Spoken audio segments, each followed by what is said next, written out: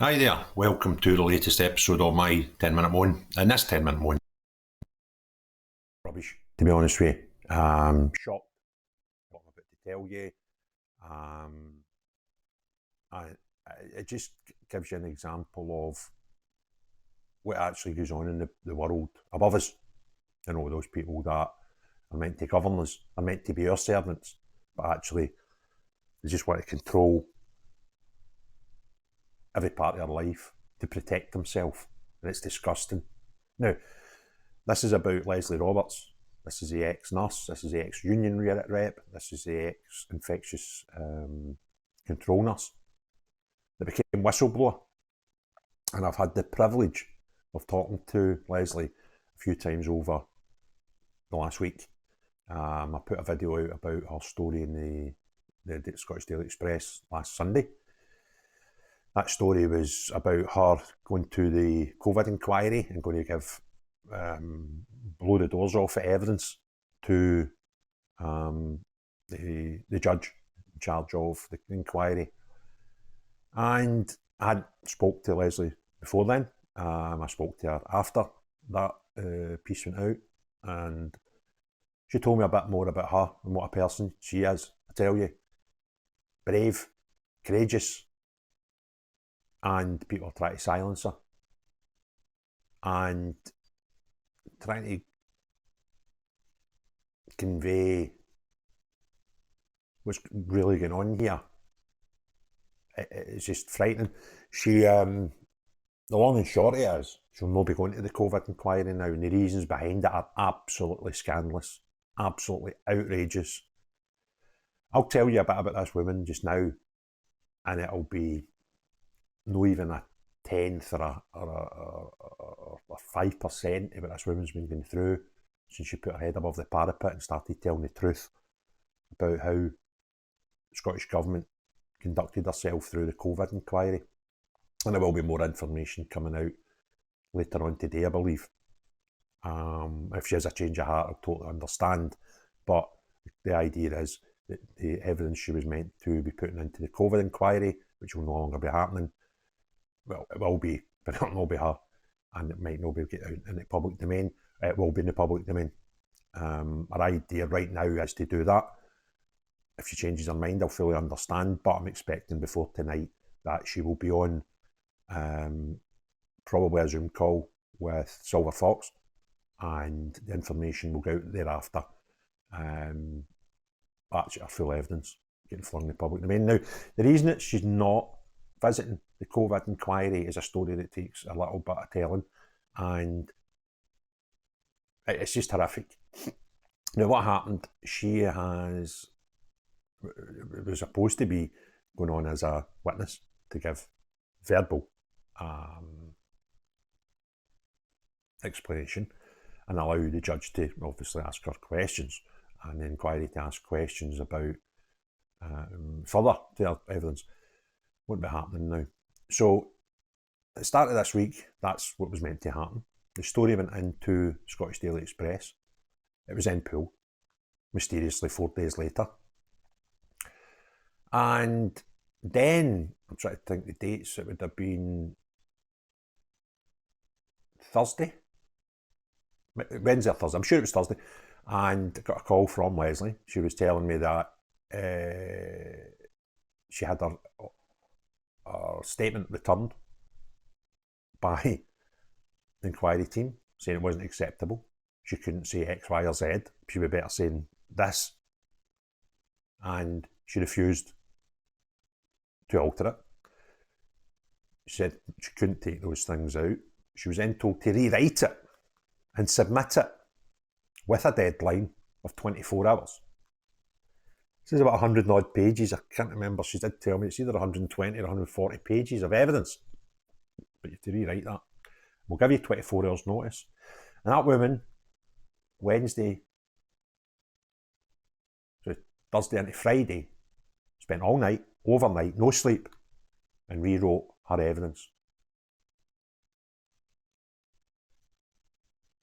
She got up the next morning. She didn't go to bed till the next morning. She submitted it to the inquiry.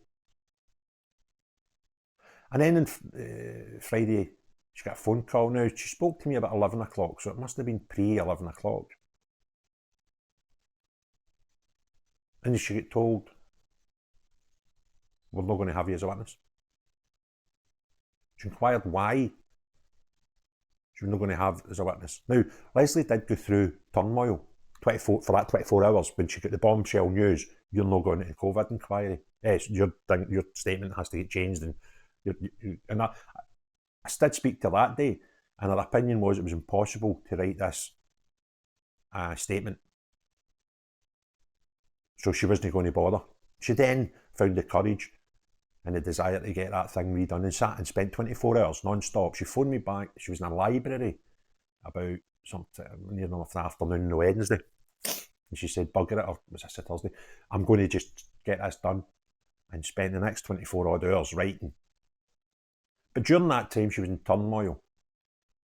And the woman's had bullets put through her windows. She's had her car on fire and all this stuff. She's had a lot of pressure. And obviously that plays with your head. And she did take to her own private Facebook and put out a story saying, bugger it, I'm not going. Because that's where her head was for a small period of time, and she got told she had to rewrite this within 24-hour deadline. Or in fact, that's what you have to write, telling her what to write and what not to write. And she did take to her own Facebook, and she did write, I'm not going. And she then changed her mind. She then deleted the post. She then spent 24 hours round the clock writing this new document. She then submitted it. She then got contacted by the inquiry, and wait to hear this, and told, because you put a statement out on social media saying you weren't coming, we're revoking your invitation to speak at the inquiry. But then proceeded to put out a statement on their website saying that she had withdrawn with this statement on social media. It was a reactory post on her own Facebook, which she later retracted and cracked on. And for some reason, the people running this inquiry managed to see that. Incredible. Absolutely incredible. Now, what they have said was that they'll use, or they'll take into account her written statement, which she should be sitting in front of this inquiry on the 22nd of the month to give this version of what happened, and give the inquiry the ample opportunity to further question her. Now she's not. It's absolutely disgusting. And this story's horrific enough, right? And I'll tell you, after the conversations I've had with Lesley Roberts this week, it's lucky. It won't even be 5%. This will probably be 1 or 2% of the absolute shite this woman's had to put up with through nothing other than wanting the truth to come out. But COVID, harassed out her home, moving home, puts a hat on and ducks when she's going about her business round about her home village and hometown.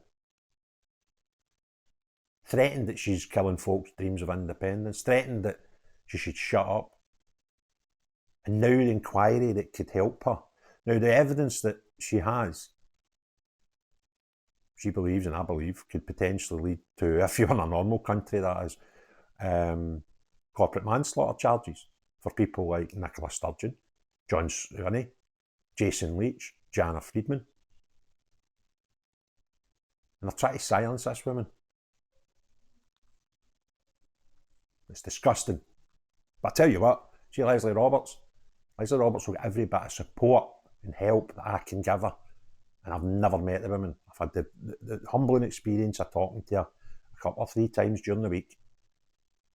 And that's a woman that is brave and knowledgeable, very knowledgeable, and the exact type of person that the inquiry should be listening to. And now they said they'll consider a written statement. Oh yeah. Aye. So there's a few things can happen. I mean, I think Leslie's state of mind right now is to get this, what she knows out in public later on today.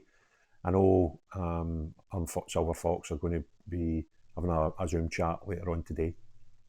And you can see me, I've got my kids' football equipment on. I'm away to do that for the rest of the morning. So I'll catch up when I come back from that bed. I'll probably put this fit. I'm going to hold fire, let David do his thing. We do a lot of chat today together. And I'm going to let Silver Fox do his thing first. So he'll be doing that while I'm out. And I'll just click the button to put this public, give him his common courtesy and decency of leading with this, because he has been talking to Lesley longer than the rest of us, and he's going to be doing a Zoom call with her. Then I'll put this video, I'll just click public with this video, and I hope I wish her all the best. It's horrific, and I'll lend my support to this lady in her campaign, and I know what her aims are, and I'll help her as much as I can get to those aims. And I hope the Daily Express do as well. Hope they don't get bombarded with nonsense as they were earlier on this week when they had to remove a story that had been up for 4 days. Incredible. And I done a video about that yesterday, actually. So, was it yesterday? Time's gone. But anyway, as you can tell with my coupon, disgusted about this. Absolutely disgusted about what the whole thing, this establishment, try to control the people when they forget their role is they serve the people. We're not their subjects. And the more I learn about people like her, and they'll be doing stuff going forward with John Moe and Alex Mitchell and people like that, these governments, they've got the whole thing in the wrong way. And as you can tell with his face, I'm getting pissed off with it. And I react. And I think my life's going to take a new path soon, because these people disgust me. If, this is a crazy word, listen, stick a thumbs up in the video, let other people see it. And unless you're any of these people, despicable people that are involved in trying to silence this brave woman, everybody else have a great day. Cheery bye now.